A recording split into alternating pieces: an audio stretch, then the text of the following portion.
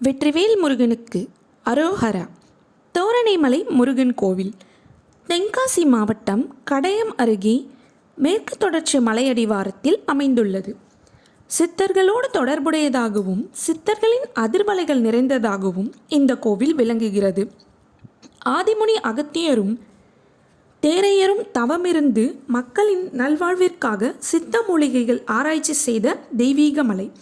ஒரு சமயம் காசிவர்மன் என்ற மன்னன் தலைவலியை போக்க அகத்தியர் கபால சிகிச்சை மேற்கொண்டார். தலைப்பகுதிக்குள் தேரை இருக்கும் இடத்தை கண்டுபிடித்த போதிலும் அதை வெளியே எடுப்பதில் சிக்கல் ஏற்பட்டது. அப்பொழுது அறுவை சிகிச்சையின் போது உதவியாக இருந்த ராமதேவர் என்ற சீடர் ஒரு பாத்திரத்தில் தண்ணீர் கொண்டு வந்து அதை கையால் அலம்பிக்கொண்டே இருந்தார். தண்ணீர் அலம்பும் சத்தத்தை கேட்டதும் மன்னனின் மூளைப்பகுதியில் இருந்த தேரை தண்ணீர் பாத்திரத்தில் துள்ளி குதித்தது. அறுவை சிகிச்சை வெற்றிகரமாக முடிந்தது. இதனால் இந்த சீடர் தேரையர் என அழைக்கப்பட்டார்.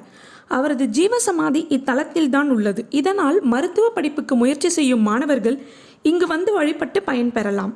இங்கு முருகப்பெருமான் இயற்கையோடு அமைந்த குகைக்குள் கிழக்கு நோக்கி தோரணையோடு வீற்றிருக்கிறார். இவரை தரிசிக்க சுமார் 800 அடி உயரம் கொண்ட மலையில் 1193 படிகள் ஏற வேண்டும். களைப்பார 6 மண்டபங்களும் உள்ளது.